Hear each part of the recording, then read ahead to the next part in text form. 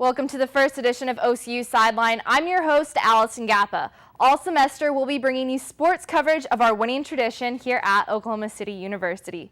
Caleb Howard takes a look at student athlete Nick Bonfiglio, team captain of OCU's cross-country team. The opening cross-country meet of the season here in Edmond at Mitch Park has returned the competitive spirit to these collegiate athletes. And one such athlete is learning to take on a new role in his team that requires a humble heart as well as a competitive spirit. 7 collegiate teams hit the ground running at the University of Central Oklahoma Land Run. This meet marks the opening of a new season for OCU cross country, with new runners, a new coach, and a new team captain. I think probably the thing that I bring to the table is just experience. This is my 3rd year with the OCU cross country team, and also just a little bit of dedication and leadership just to kind of keep the squirrely freshmen in line.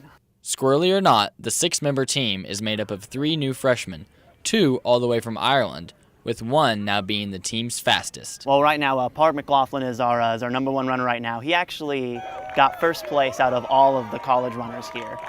So, and he's always just so motivated and so excited to be out at practice. McLaughlin finished the 4-mile course in just under 21 minutes, and Bonfiglio in at just over 22. Although not personal best, these times encourage the OCU team to compete well this season. The goal is, for me individually, is to qualify for nationals.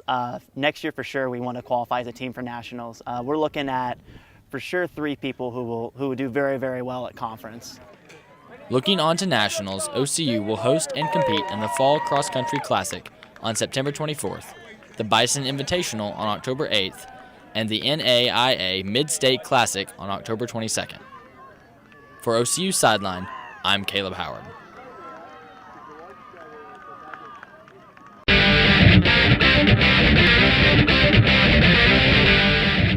Joining us now is OCU's new cross-country coach, Connor Holt. Holt comes to OCU after coaching the past 4 years at Purdue and 2 years at Oregon State. Thanks for joining us. Thank you. Appreciate it. Okay. Appreciate you having me on here. Let's go ahead and start off with your coaching philosophy.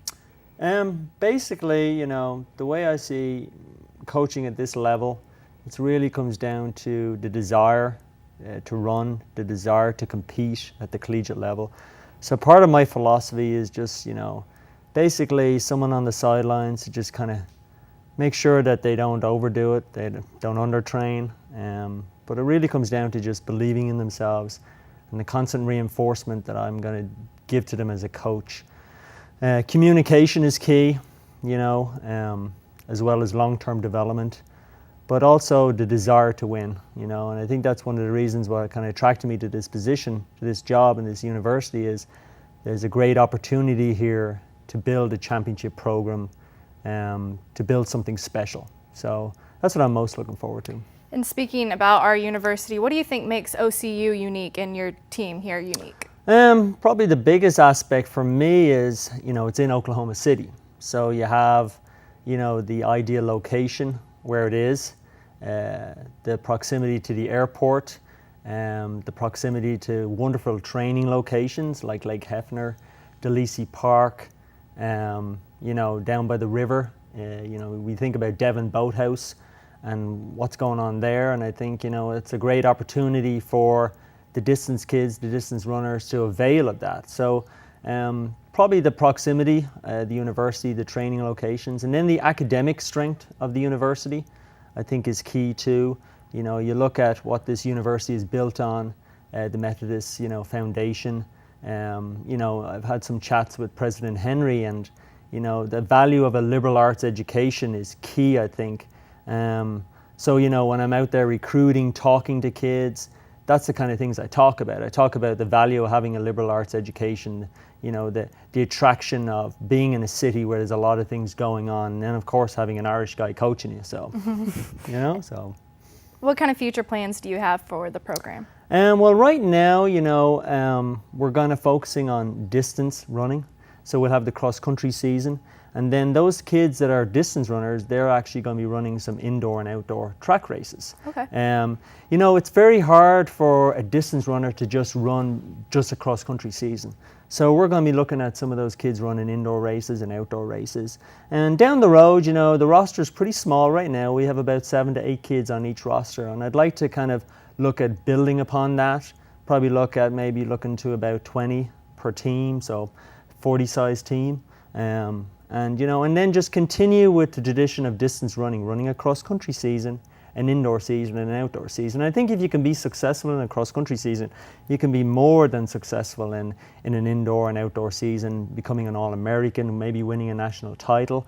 And when you look at a national title on the track stage, you know, it only takes 40 or 50 points to win something like that. So if you have maybe 6 or 7 or 8 or 9 distance runners, then you know you have the opportunity to do that if they're all able to score at the national level.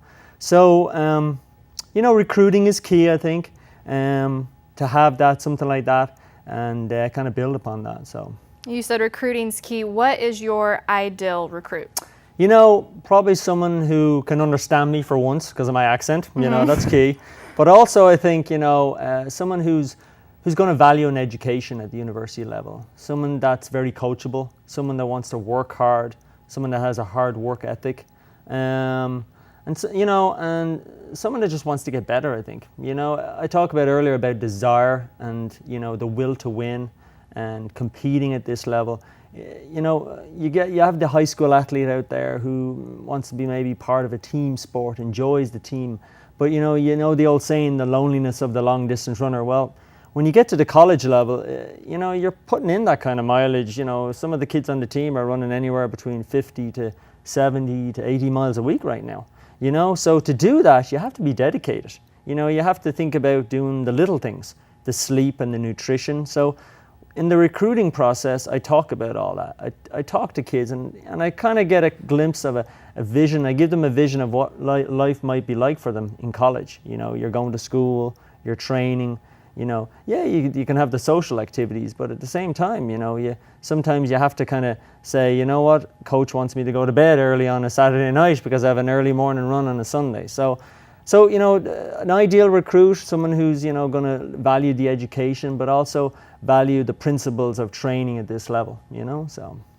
And then probably the biggest race in Oklahoma City, the Oklahoma City Memorial Marathon. Yep. You won. Yep. What was that like? You know, it was special, I think. You know, I look back upon my own running career and that was definitely a highlight for me, I think. You know, Oklahoma, you know, I went to school here at the University of Oklahoma. I was an All-American for track and cross country there, and you know, Oklahoma has given me a lot, I think, you know, and then winning something like that, the hometown boy, you could say, because it was pretty special. And you know, growing up in Ireland, I saw on a daily basis the troubles in Northern Ireland, what was going on there in the 70s and the 80s. So you know, to have been able to relate to something like that and then going out and running it and winning it and setting the course record too, you know. I don't think that course record will ever be broken, to be honest, but there's a challenge out there for someone who wants it. But all of that was special. And then, you know, maybe someday I'll be able to coach a kid or to go win it, you know. So you know, it probably was the highlight of my running career, I'd have to say. So. And then we'll cross our fingers that one of your runners wins it. Absolutely. Could be the highlight of your coaching career. But no, absolutely, yeah. but not break that course record, I tell you that. As long as they don't beat your time. Yeah, exactly. So. All right. Well, you can catch the team in action next September 24th at the OCU Fall Cross Country Classic. Before the competitive event, there's a race open to the public beginning at 8. Stay with us on 22, and we'll be right back after this break.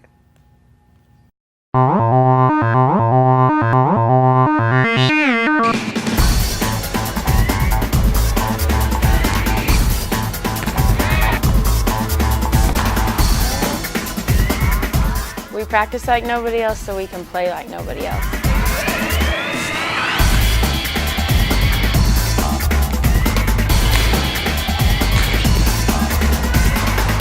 All your volleyball behind the scenes action. Welcome back. Joining us now is OCU Sideline's Jessica Grant. Jessica, how's the volleyball team looking this season? Allison, you know what, they're looking great. And their team captain, Taylor Routon, is excited for their journey to nationals. Here's a closer look at this year's team captain. The game of volleyball is full of high endurance, strength, and coordination. OCU student Taylor Roughton possesses these qualities and more when she is playing the game. It's just the love of the sport. I want to go in and win every single day, and I couldn't ever imagine myself not playing. Volleyball is not only a fast-paced game, but it requires a huge amount of teamwork as well. With the help of the new team head coach, Nikki Dieball, we are sure to see a great season this year from the team. I love her. She's amazing. She always knows the adjustments we need to make on the court, and she knows how to run a really good practice and how to motivate every single one of us. This is one of the best teams I've ever played with. We all get along so well, and everyone is such a hard worker that we just mesh so well and we play really well together. Every time the ball's hit on the other side, I have to get up and block. So that helps the defensive players out who play behind the 10-foot line, which is the line in the middle of the court. And then we have to make a pass, and the setter, who's Danielle for our team, has to set the ball to one of the front row hitters, and then we have to try to score. From OCU Sideline, I'm Jessica Lane.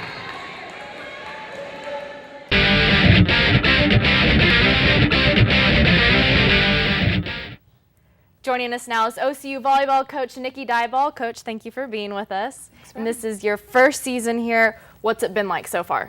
It's been great. I absolutely love being part of the Oklahoma City community. This school is just based on tradition through not only the academic side, but the athletic side as well. We're very well known for our production on the athletic field, and so just to be a part of that is such a blessing for me. I absolutely love it. All right, and right now we're going to check out some of the athletic production we have. And this first clip coming up is going to be your senior captain, Taylor Roughton. Talk about her a little bit. Taylor